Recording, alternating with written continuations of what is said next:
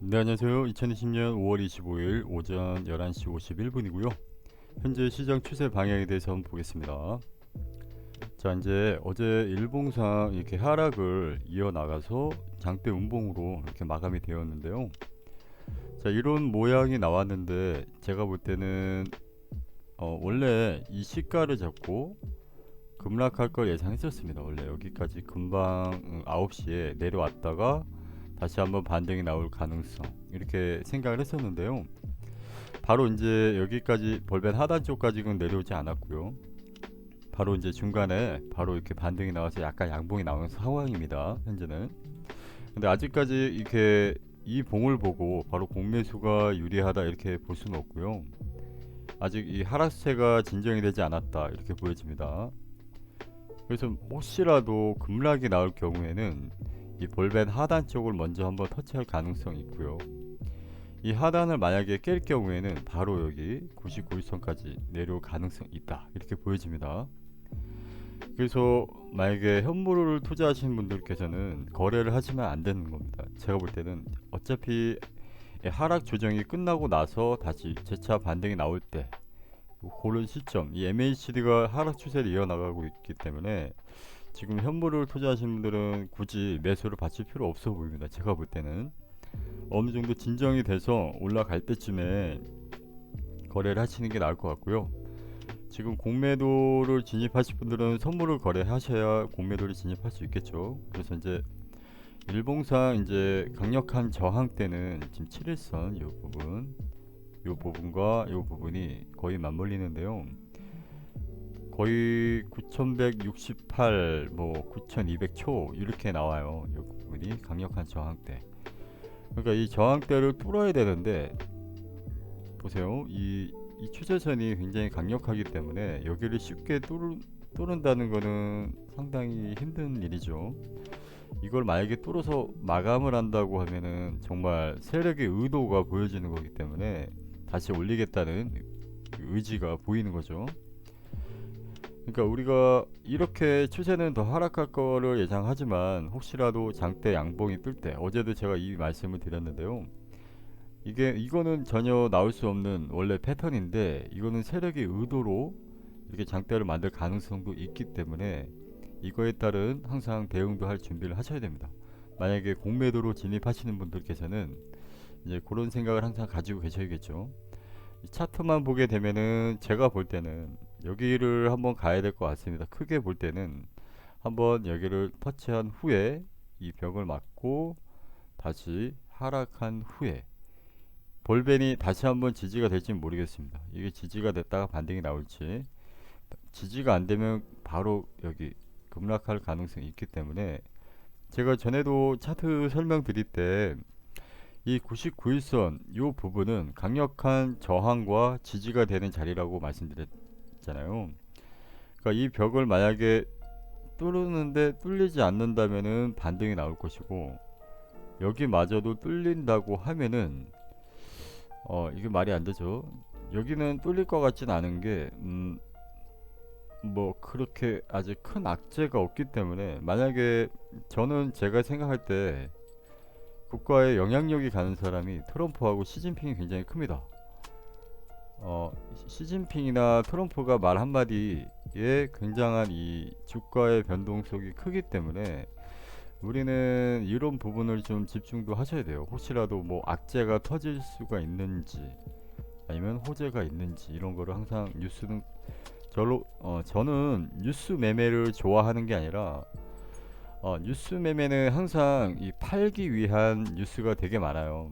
그렇기 때문에 뉴스 매매를 권장한다는 게 아니라 정말 이 영향력 있는 큰 뉴스만 보시면 됩니다. 큰 뉴스만 이제 국가 이제 관련된 이제 이런 대통령 같은 사람들이 이렇게 말 한마디에 엄청난 이 변수가 많이 생기기 때문에 뭐 이런 잘 자란 코인 뉴스는 전혀 도움 안 됩니다. 그거는 도움이 될 수가 없기 때문에 그거는 그냥 흘려버리시고 이 세계 경제에 대해서 만약에 큰 변화가 있다 그럴 때는 엄청난 변동이 생길 수가 있어요. 이건 차트로는 나올 수 없는 그런 변동이 생길 때는 그 방향대로 가셔야 됩니다. 호재면은 위로, 악재면 아래로 이렇게.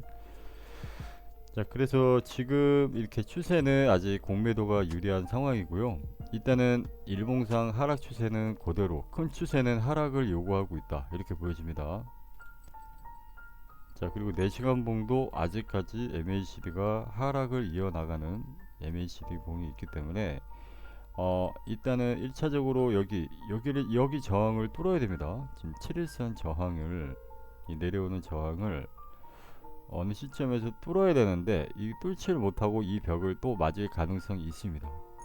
이따가 우리가 1시 마감이 될 경우에는 이 정도 내려올 것이고, 이렇게 1시, 5시 이 정도, 그 다음에 9시에 한 이 정도 내려오겠죠.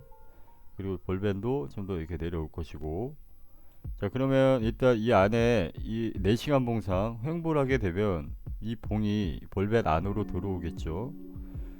들어오게 되면은 일단은 이 저항을 만나게 됩니다. 또 다시 급하게 만나든가 아니면 천천히 흐르듯이 가서 만나든가 해서 이 저항을 만나게 됐을 때 이 저항을 한 번에 뚫을 수가 있는지 이것도 한번 보셔야 됩니다. 이렇게 되면 MACD가 가다가 약간 올라갈 가능성이 있기 때문에, 이렇게 되면은 일단 이 저항을 뚫는 게 중요합니다. 처음에 공매수 관점으로 보신 분들은 이 저항이 만약에 이 봉으로 횡보를 하다가 만났는데 뚫어서 올렸다, 그러면 2차 저항이 있고 3차 저항이 있는 거죠. 이렇게 이 저항대를 다 뚫고 올라가야 일단은 조금 이렇게 MACD도 조금 올라가자는 이제 폭이 보이겠죠. 그래서 제가 볼 때는 아직도 이 바로 급하게 올리기는 힘들 것 같고요. 조금 횡보를 해야 될 것 같습니다. 시간이 걸리면서 시간을 너무 끌어도 또 한번 빠질 가능성 있죠. MACD 추세대로 한 번 더 빠질지 이따 봐야 되죠. 이따가 지금 11시 58분인데요. 4시간 봉 마감, 이 시간대 항상 제가 말씀드리죠. 1시, 5시, 9시, 다시 새벽 1시, 5시, 9시 이 시간대에 마감되는 봉을 꼭 확인하셔야 됩니다. 봉을. 그래서 이따 1시에는 양봉이 나올 것 같습니다. 이대로라면은 양봉이 나와서 이 볼벳 안쪽으로 살며시 들어가 준다면, 살며시 여기 시가를 잡고 이렇게 양봉이 조금 나와 준다면 빠르게 여기 7일선 이 저항을 만날 수도 있을 것 같습니다. 이 만났을 때 이 벽에 부딪혀서 빠르게 못 올린다면은 다시 볼벤 쪽으로 내려갑니다. 이렇게. 그렇기 때문에 요거에 대한 대응을 좀 해주셔야 되겠죠. 저 같은 경우에는 어제 이렇게 조금씩, 많이는 못 담았는데요, 이 저항에 부딪히는 부분에서 공매도를 조금씩 진입을 했습니다. 그래서 조금씩만 수익을 냈고요. 크게 수익을 내진 못했습니다. 제가 원래 물량을 좀 더 높이 올라왔을 때 잡으려 했는데, 제가 여기 9360 정도 되는 부분까지는 올라오겠지 라고 생각을 했는데 여기를 돌파를 못하고 딱 25일선까지만 약간 살짝 뚫어주고 또 트랩을 주고 바로 이렇게 빠져버렸어요. 그래서 여기 저항되는 부분만 이렇게 체크해서 거래를 하게 되었는데요.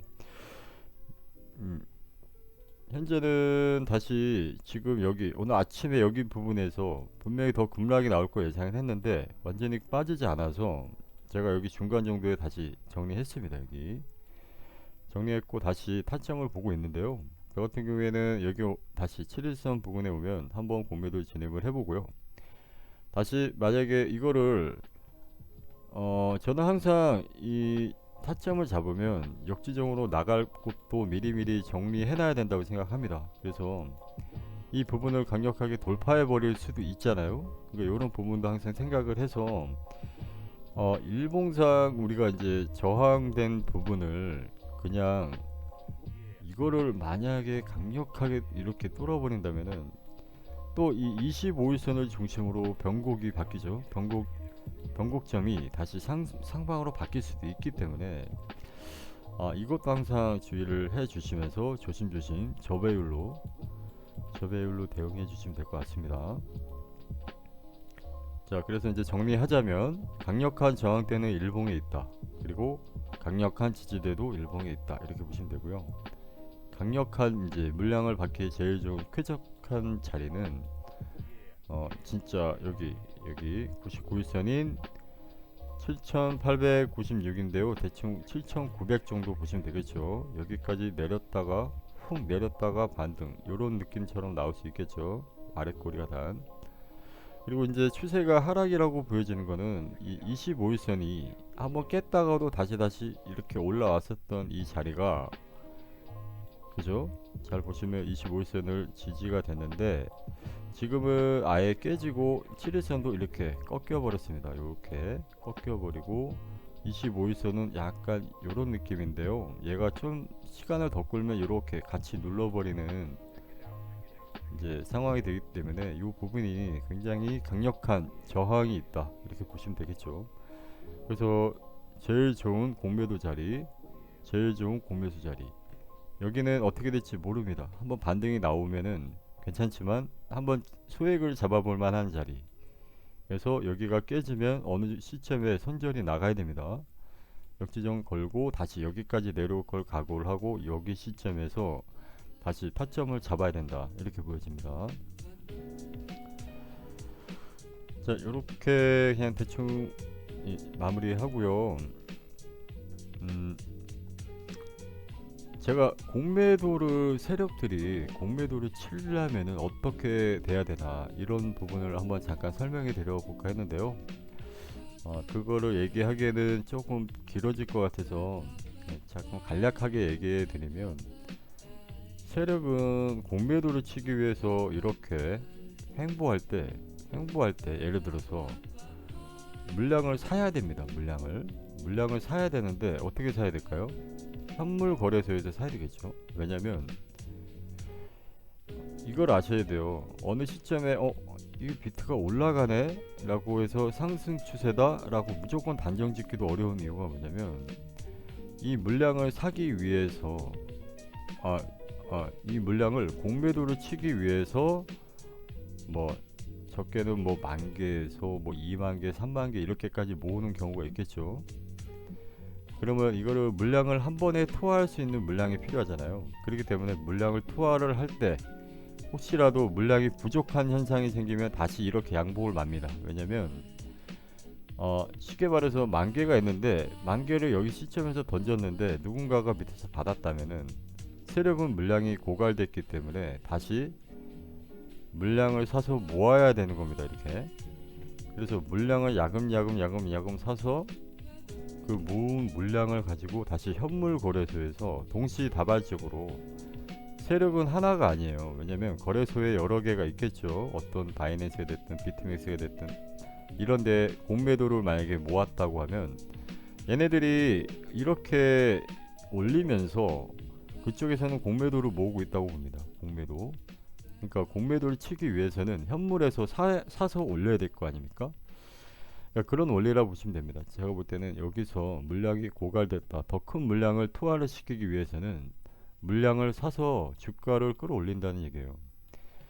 그렇게 돼서 어느 일정 금액이 이제 수량이 모였을 때 다시 한번 투하를 시켰다가 어느 시점에 걸린다면은 다시 물량을 모아서 올린 다음에 다시 한번 어느 시점에 다시 한번 던지겠죠. 자, 사실 선물 거래 같은 거는 우리가 보이지 않는 그 뭔가 공매수잖아요. 하지만 현물은 진짜 현금을 가지고 사야 되는 거기 때문에 진짜는 현물이죠. 사실 현물에서 거래 조작을 일으켜야 돼요. 거래 조작은 현물에서 일어나는 겁니다. 현물에서 일어나서 현물에서는 무조건 비트를 사야 되겠죠. 사서 끌어모은 다음에 상당한 물량을 모았다면 이거를 이 모으는 기간에 이제 주가를 이렇게 끌어올리면서 비트를 모아서 한 번에 투하를 시킬 때 필요한 양을 채워야 되겠죠.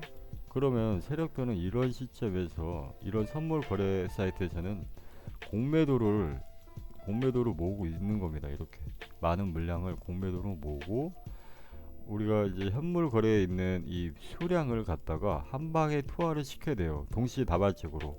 얘네들은 한 거래소에서 되는 게 아니라 뭐 여러 현물 거래소를 이용을 해서 동시다발적으로 같이 던지는 겁니다. 이렇게.